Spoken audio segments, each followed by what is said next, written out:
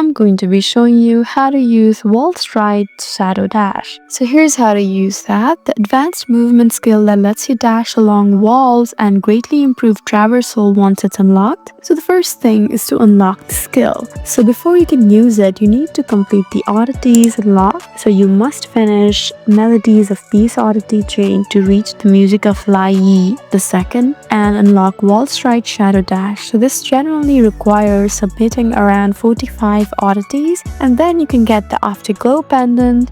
And even after unlocking the skill, you cannot use it in a region until you've earned the corresponding region traversal unlock. So what you can do is sprint toward a wall at an angle. So don't run straight into it. Aim at a 30 to 45 climbable surface and hold the sprint button, and the shadow dash triggers automatically.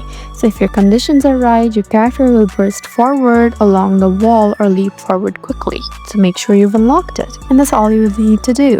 You just need to build momentum, sprint before you hit the wall. Try on flat vertical walls, not irregular terrain, and this way you can use the Wallstride Shadowdash.